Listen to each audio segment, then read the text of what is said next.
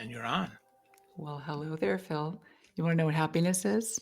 Yeah, I do. What's happiness to you, Jodi? Happiness to me is befriending the Grim Reaper, the guy that nobody wants to hang out with, but he actually, he's pure evil. He'll get you, but he will help us to live like we mean it before he does, in fact, slit our throats. Yep. Wow. So the Grim Reaper is your friend. You've befriended him. How did that happen? Why did you befriend him? Right. Before he befriended you. Good point. There are safer people to be friends with, right? Like my parents recommended better friends than that. But I've always been interested in death just as this bizarro fate that we all are inevitably hurtling towards. So there's that.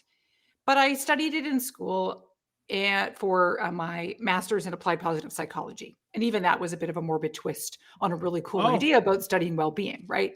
But this idea, like, our mortality, we're all facing it. It's the great equalizer. It's coming for us, and yet we deny it. And so it's always been this fascination in psychology about how can we actually leverage it and use it to our advantage. So that was really just one of the main ways, was like, it's curious, study it. Oh, there's good research behind it. Well, now let's talk about it with even more confidence, that like, let's go boldly into the night. So I love that. And so you take the idea, not that you only live once, but that you only die once, which is that's fun, right? YODO. So that's not a bird, by the way, for everybody listening. That is, you only die once. And so that's interesting, right? How to make it to the end with no regrets. Well, that's a goal, right? And whether you believe, by the way, if you believe in reincarnation, you're just going to die many times, but you're only going to die in this life once. And so maybe we should think about living this life in such a way that we do it justice before we all do inevitably bite the biscuit. That's the spirit behind it. And, I toy with death. I love talking about it. I love reminding us, and we're going to do a countdown if we can about how much time we have left, because that's the spirit that really helps us to stop taking life for granted, which we're wired to do. But just to be super clear, this is not just because I'm a morbid weirdo. Like, this is all in service of living with intention and urgency and passion before we do, in fact, go. I had to make that clear. No, I think that's an important distinction there, to make sure that we're talking about really living full out and living the good life, or the better, or at least the better life that we have. So yes, well said. Like, even if it's just an increment better than it was this morning, just giving it a go, I think, is the spirit. So and giving it a go until, in fact, we are the ticking, time bombs of our lives. We are indeed. And with that, I love how on the first of every month on Instagram, you put out a little calendar of things that we can do. And today is joke day. So Jodi, tell me a joke. Oh, for gosh sakes. You're asking the wrong girl. Can I flip this right back over to you here? Yeah, I'll tell you a joke. So what do you call a moose without a name? Tell me. An anonymous. See, I love that. I tell dad jokes. You know me. This is why I could not even start to tell a joke, because if you got that kind of thing cooking, we need airtime on that. That's right. So but with that, every day has something to celebrate. And I think that's so important. So where the hell do you find all these crazy things to celebrate, Jodi? It is a really interesting endeavor at the end of every December where I'm scrambling. And there are no shortage of websites. I'm sort of convinced that, you could make up any day. Like, today is, peanut butter on a pretzel day, which actually sounds like a great day. But somewhere, someone sanctions it and it sits online, and I'm going to put it on my calendar with a doodle. And that is how this works. But, and it's ridiculous, right? Like, we can both admit that it is corny. Is it silly? Yes. But sometimes, in the grand scheme of these very serious lives we're living, that have admittedly shitty and heavy and serious things going on, because, like, welcome to the potpourri of life, sometimes we do need just to look forward to the fact that it's National Wine and Cheese Day coming up, which is on July 25th. And I will be raising a glass to you with a nice piece of Manchego. Oh, I love that. So what do you happen to know what is the 14th? Do you happen to have an idea? I'm just curious. Can we take a look? Because that's my wedding. The 14th is my wedding anniversary. Really? So it's 3. Yeah. So it'll be, we got married on 7/14/21. So it'll be 3 years this year. 7/14. Okay. That is Pandemonium Day. Okay. Oh, there we go. Do you know what else it is, though? I think this is really appropriate. It's National Nude Day. Oh, there we go. Right on There we theme. go. I'll have to talk to my wife about that. She's the boss of the calendar. Well, what I actually am seeing right now is this combination of like nude pandemonium. I don't know. It's going to be really loud. That's all we're going to say. So with that, okay, Jodi, enough of the dirty works. So with that, you have a beautiful book, and I am so happy that I got to read it. So with that, the first half of the book kind of talks about death, and the second half talks about life. But I would argue they both talk about life. And I like your memento vivere as opposed to just memento mori. Yeah, good call. Memento mori is the Latin phrase that means remember we must die, which is really kind of where I come alive. Because like, yeah, we need to do that counterintuitively in order to take this life seriously or less seriously, depending what you need to do. But then memento vivere is remember to live. And that to me is like, well, that's gonna happen after we've toiled with the shock value of having 1,815 Mondays left, like me. Oh, crap. And then, planning for, I don't know, your National Pandemonium Nude Day, for example. Those are little tiny things that can help us get re-engaged with life. Because we do get caught up in the routines of being really busy professionals or adults or parents or whatever you're up to, right? Yeah, we totally do. So why do we get so damn caught up in that? Why don't we just live? Yeah. It's a funny thing because who was it? It was Nietzsche. Like, man is the only animal that has to be encouraged to live.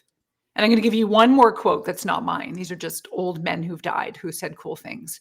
Anatole France said, "The average man does not know what to do with his life, yet wants another one which will last forever." So we're so complicated as humans, right? Because we all know how to have hopes and dreams and bucket lists and really great things. And yet when it comes down to it, we just become creatures of habit typically because it's safer, and we like homeostasis because again, it's safer. It goes all the way back to the days of old when, stay close to the tribe and, venture out, you might get killed, or I don't know, come up with a new idea and you might get your head chopped off. I mean, that quite frankly is like every corporate environment pretty much. But we need to be encouraged to live and pursue some of our dreams. So we get very concerned with efficiency and production. And one real substitute in our culture these days for this perception about having meaning is that I will really put all of my work into my job. And for many of us, that's awesome because we love our jobs. And for many of us, we half love our jobs, or for many people, they don't love it at all. But we become one-dimensional or two-dimensional where we're just working and we all of a sudden feel like, well, wait a sec, like what happened to the fun in my life, or what happened to that joie de vivre that I maybe let go after college? And so these are all just little opportunities and pockets to spice things up in the lives that have become naturally ho-hum, and we lose track, right? We just get into autopilot. And so that's the exact thing. It's a normal situation, happens when we become responsible adults, and we just need to be, quite frankly, cattle prodded back to life sometimes by the threat of the fact that we're temporary. And that is, I believe, my job to remind us all very regularly. Which you do very well, by the way. You remind us of that often. Yeah, because I love following you on Instagram. I see every day you put up a video or you put up a calendar or you put up something. And I'm like, hey, that's a good reminder to actually live the life that I want to live. Not just to live a life, but to live the life. Oh, I love that. Well, because this is an interesting thing. You put out such great content about and it really relates back to positive psychology in many ways, like just living with intention and being thoughtful. And all of that stuff is, again, we have a lot of that in common. And part of what I'll just be really honest about is that I've always been a little bit disappointed in us as humans, that for most of us, we're not motivated enough to just go for the thing. Or find inspiration in the article and be like, yeah, I'm going to be more optimistic, or yeah, I'm going to go and face my fears today, or, insert here. Not sometimes, unfortunately, oftentimes we do need that threat of scarcity. Because this memento mori idea is based on the concept called temporal scarcity. And it's that belief that anytime we see an asset as temporary or rare, our perception of its value soars. So when we put life on this, oh yeah, remember, it's finite. We need that in order to feel the discomfort, in order to say, oh, what am I waiting for? I better book the trip. Or, oh, I better start that Etsy shop, or whatever you long to do. Yeah. Do you want to start Wow. an Etsy shop? I've thought about that. I'm not as good of a sketcher as you are. So no, I will not. But you should start an Etsy shop because I could But see that you working. could put your jokes on mugs and then sell them on Etsy. I could steal other people's dad jokes and then put them on mugs and claim them as my own. Why not, right? Or just give them credit on the bottom. Oh, there's no credit because they're like anonymous jokes. So I'll just steal them. That's mine. I'll work on that.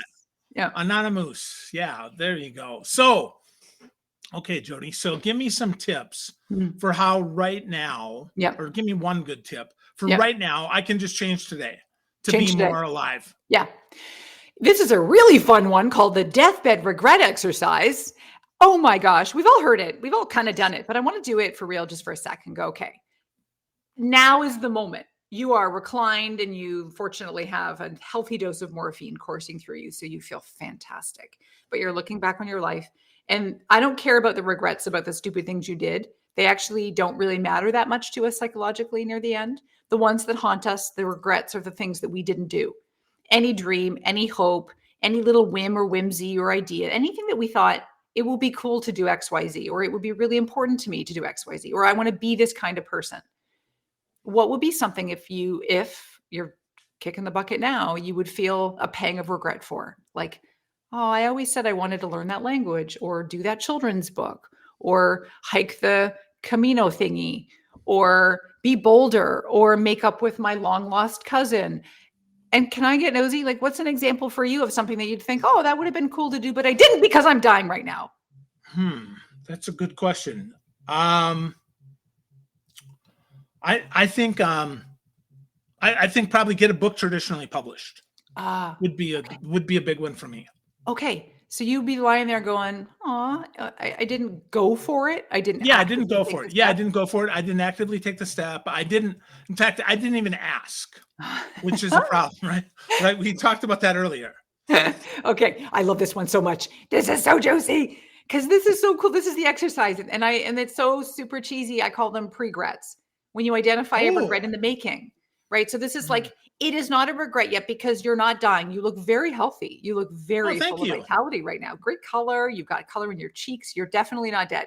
So now, though, you get to do something about it. If it's something you said is going to matter. Now, I work with some people in workshops and I get them to write them out. And some people are writing on the front of the page, the back of the page, the spine of the page. Some people are writing it like they've got a ton of things that they're like, oh, I would regret. I'm like, hey, okay, what if you picked one, the first one? Or what if you picked your top three? And you may say right now that this one would feel like you'd kick yourself, but nah, there's actually something else first. But I want to go with this one just as an example. This is something, because I want you to skid in broadside into that grave in a cloud of smoke, thoroughly used up, totally worn out, loudly proclaiming, wow, what a ride. That's the Hunter S. Thompson quote I love. Yeah. Life should be a journey to the grave that way, right? I want you to skid in broadside and being like, I gave it a go. And so I guess the question is, what would be one thing that you would do in order to do that step? And that would be to actually submit a book proposal to an agent, right? Because I shouldn't say that. I did submit one once, like 20 years ago, and I got rejected. Of course, I sent one. So I'm 0%, but I'm one yes away from 50%. You nailed that. And because I come from Canada, I have to quote Wayne Gretzky, the hockey player dude. You know, he said, you miss 100% of the shots you never take, right? Yeah. Even though I hate hockey, but what a funny thing. This example's so real because that's a memory you have that does not feel good. Right. I organize my life to avoid rejection. Okay. Yeah. And so I play small many times. I do all this work and talk just so I can help remind myself to live. I don't pretend I've got this shit figured out, but so my inclination is to organize. I will play small. I will play safe. So I don't feel feelings that are going to make me not feel good. Yeah. And then I'll pour more wine. Well, okay. That's one tactic. Or I could be like, wouldn't I on my deathbed feel proud that I did try and get the agent thing like what you're talking about, and I did do the proposal? And the answer is yes. And oh my God, like everybody listening right now, we all know you and love you, and like you can nail this book thing traditional. If you want that, you can nail this. This is not an undoable. I mean, anyway, sorry, I'm weighing in on my opinion now, but no, but that's that's anybody listening could honestly say the same thing. If you want it, you can do it. You just have to want it enough that you're going to obsess about it, that you're going to buy the book to write the proposal. You're going to then submit it to some people like a Josh Burnoff, who I know is awesome at this stuff. I mean, I have the resources. I don't have the cash to do it right this second, but I understand the resources. I understand what needs to be done. Okay. And now it's just about, okay, what's the one small, to your question, what's the one small step that can be taken? And that's take a first stab at a book proposal, which is honestly doable. Because I could get a book proposal from you. Hell, I could get a book proposal from a lot of people. Yeah. That said, oh yeah, okay. Yep. Well, I love how this discussion's going, because I remember 2 years ago, I had a friend who really rattled me. He's a coach. And when I told him I wanted to write a book for the year, that was my goal. He's like, he was testing me on when am I going to start? And I had some delaying things going on. And he listened to me talk about how basically my answer was, I'm not going to go home tonight and start it tonight. And his point was, he goes, I don't think you want it bad enough. And I wanted to punch him, but I did not. We were in public. And I went home and it stung and it simmered and annoyed me, and it worked, because then I ended up getting on Amazon How to Write a Book Proposal, the book. Jeff Herman. Yep, Jeff Well, Herman's this book, one actually is Michael Larson. Oh, Michael Larson. I'm not familiar with him. Okay, and I have to tell you, he was really lovely, because I did it. I focused, and then I finished it, and then I got to the end, and then it said, oh, also there's a new edition. And I was like, I read the old fucking edition. So I emailed him, which I normally wouldn't do. I'm not the type of person to, bother someone. But this was a really good lesson in this whole entire journey of taking risks. So in our instance, we're talking about the book thing, but it could be anything, right? It could be trying to get into ballet school. It could be applying for a cool big job. It could be whatever you want to do, but being bold. And so I emailed him like, hey, is my life going to change importantly? Like, what do I need to know about the new edition that I didn't get in this edition? And within 1 hour, he phoned me. And oh my gosh. Gave me like an hour-long coaching session on the book proposal that was so instrumental. And then it got everything in motion, and I'm so grateful to him. And so anyways, you might everyone should just email him right now, and he'll probably call you back. No, go buy the last edition and then email him, so you can be honest about it. Exactly. But that was super helpful. And then it's just having, just for me, I needed people to be accountable too. So I told my dad, I said, I'm going to reach out to an agent, and I need to do a query letter. And then for him, I said, I'm going to do it by Monday. And so obviously Sunday night I was doing it. I don't care. It worked. Right. So for you, you've got people, you've got the whole thing, you got ideas. So now I believe you have, look at all your loving listeners want you to win and succeed. And they also want to hold you accountable, and they want to be really aggressive about it. So when do you want to do this by? Good question. Boy, I'm going to say the 1st of September. Ooh. Because that'll give me 60 days. Totally. To do a proposal outline and a query letter. Well, at least do the query letter, right? To get the query letter, which includes the outline. Great. September 1st. That's a big bowl. You've got this. And we all know August the 30th and 31st, you're going to be working away because you want to be able to say. Yeah, that I did this on the show, right? That's cool. You have to, I'm so excited that you're going to talk about your journey towards creating this thing, which is a goal that you have that you're going to go and aggressively pursue. Me too. So with that, you talk about how many Mondays though that we have left. Your book is, or not your book, but your website is 4000mondays.com. Why Monday, Jodi? They're so irritating, aren't they? I know. Well, here's the thing. If I had said 4000 Fridays, it wouldn't rankle anybody, because we all love Fridays, and it'd be like, yeah, that's a lot, or, oh, that's not enough, but we'll still party through to the end. Mondays, though, have more of a visceral reaction when we stop and go, like, if you're still in your working years, you're going to go, wait a minute, I have 1,814 of these shitty waking up Mondays left. Like, I better change my job. Or maybe you realize that, wow, I my job isn't so bad, but I want to change the way I approach my week in my life. So it actually, I think, allows for more of a wake up call than a Friday or Saturday. Well, and it's a beginning. Fresh start. It's the start of the week, a fresh start. You get an opportunity to hit the reset button. And now I've got one more, one less. I've got 1,514 Mondays to go. Wow. So therefore, I know Yeah. basically in 2 months, I'll have like 1,500 Mondays to go, Yeah. which is like, whoa, okay. Yeah. That's really interesting. Yeah. It's an important countdown. And it's that, Yeah. it is exactly that tone that you have that I think we're looking for, which is the gravity of it. And again, this is not to spark existential crises where we know where all of a sudden, where's Phil? We haven't seen him in a while. He's deep, dark in his basement in there. No, this is about that. Oh, wow. Like jolt us out of that routine about because we take our time for granted. You know what? This is what we do, right? Many people in your shoes, you would have done this had we not had this conversation. And now you owe everybody a follow up on September 1st, which we're excited for. But we just keep doing this thing where we kick the can down the whatever, the street, the road, and we go, I'll get to do it later. Yeah, I know I want to do this. Yeah, okay. I'm self-aware, so I can acknowledge I'm scared, or I acknowledge that I'm procrastinating or whatever, but life will always serve us up other things to do in the meantime. Sure. And so there's always a good rational reason why you're not working on the query letter.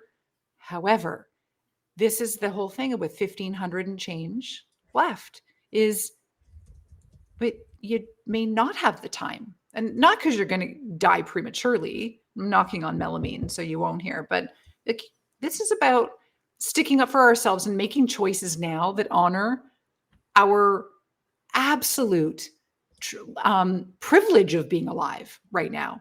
And so every time I say, oh, I'm going to do that thing later, or every time I do the thing where I put something on a bucket list, which to me, I'm love-hate about those things, because it's good to have a repository for great, cool ideas and dreams. But I also think it almost gives us permission for I will do this later.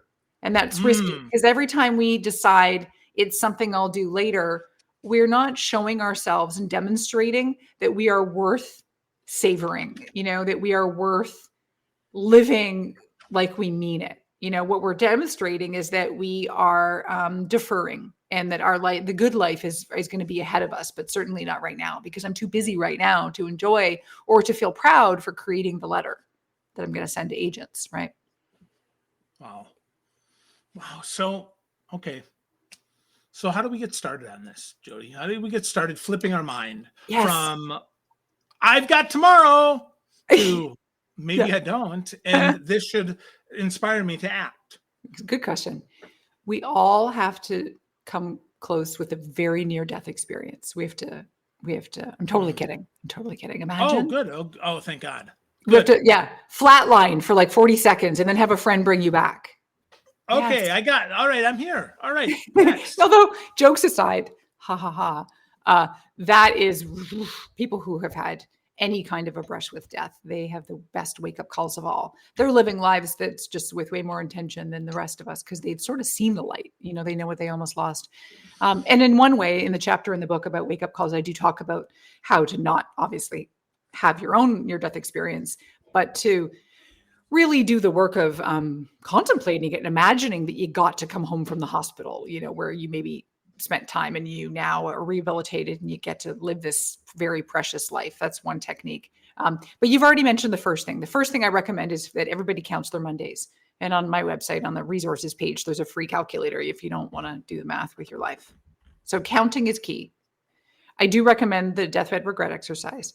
I also recommend thinking about your life in terms of 2 different dimensions. So living wider and deeper. Many of us just think about life in terms of living longer. We all know the blue zones. Yay, let's get to 100. Let's all become centenarians. I'd be like, yeah, as long as you are like happy and you are mobile and you're not, like basically living on some kind of life preserver. So living wider has to do with the dimension of having more vitality in life, which is the fun and pleasure and happiness and all the cool experiences that you can stuff in that you want to, whatever your pace is. And then living deeper has to do with that sense of meaning and having purpose, and maybe having good relationships with people, spirituality, if that matters to you. It's the deeper stuff in life. And when I offer those 2 categories to people, I kind of think of it almost like, where would you plot yourself on a scale of 1 to 10 for the width of vitality and the depth of meaning? And generally, we have an instinct. We kind of go, and actually statistically through my research, most people find themselves in the category called meaningfully bored, which means they've got enough meaning. Like maybe their job is meaningful, maybe they're a nurse or a parent or who knows, but they're just really freaking bored.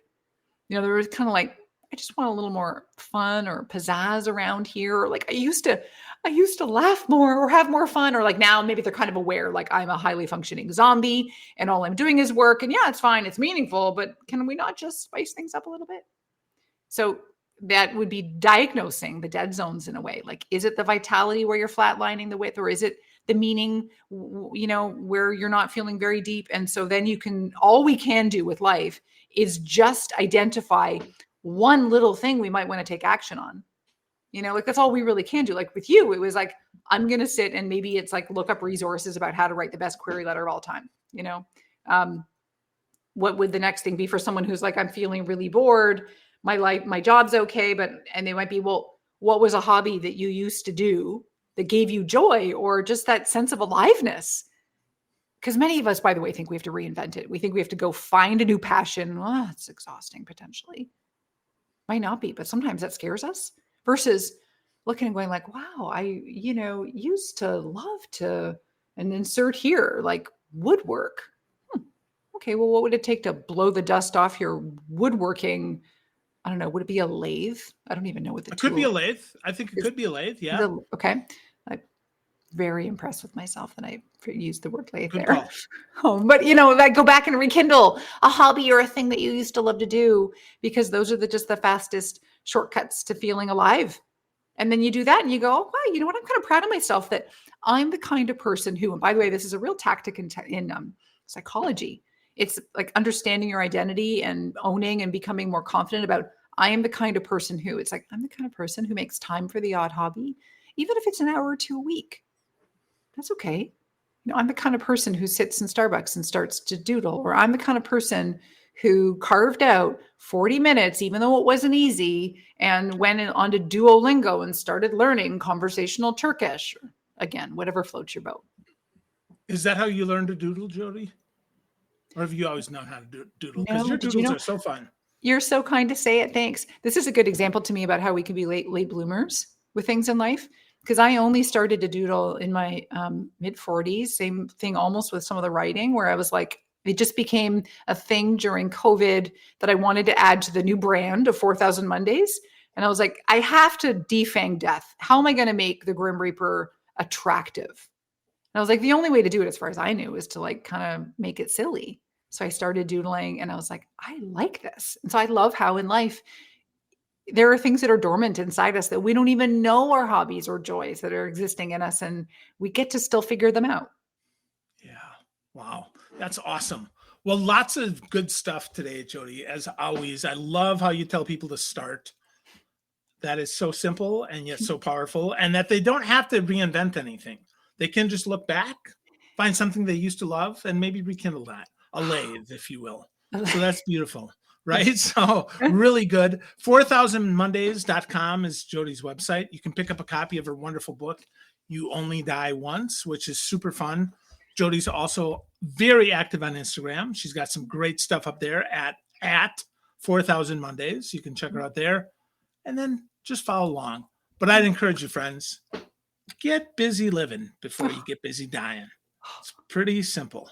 Oh, so well said. You're amazing. Thank you. Thank you, Jodi. So are you.